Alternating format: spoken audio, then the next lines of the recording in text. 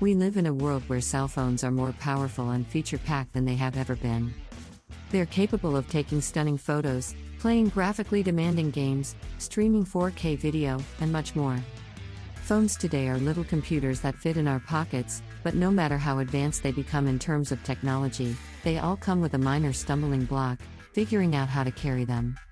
Finding a comfortable manner to hold your phone might be difficult due to enormous display sizes and weighty, premium materials like metal and glass.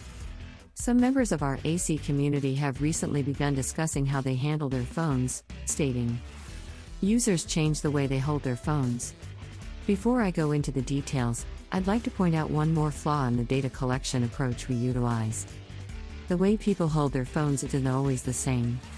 Users frequently modify the way they hold their phones, sometimes every few seconds. The way users handled their phones seemed to be related to the tasks they were switching between.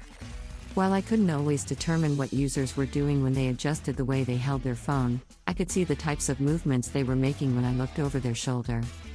Because the behaviors of tapping, scrolling, and typing are so dissimilar, they were straightforward to distinguish. Individuals casually scrolling with one hand, then using their other hand to extend their reach, switching to two-handed use to type, switching back to cradling the phone with two hands, just by not using their left hand to type anymore, tapping a few more keys, then returning to one-handed use and scrolling have all been observed.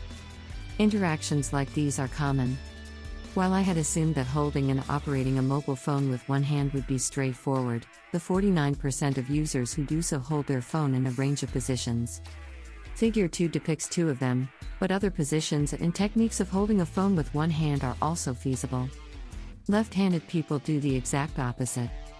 I'm not sure what to make of these statistics on handedness. The rate of left-handedness for one-handed use does not appear to connect with the overall population's rate of left-handedness, which is around 10%, especially when compared to the significantly different percentage of left-handedness for cradling, which is 21%. Other factors may influence handedness, such as the requirement to use the dominant hand, or, more precisely, the right hand, for other tasks. One-handed use appears to be substantially linked with users executing other things at the same time. Many of people using their phone with one hand were also carrying luggage, steadying themselves in public transportation, ascending stairs, opening doors, holding babies, and so on.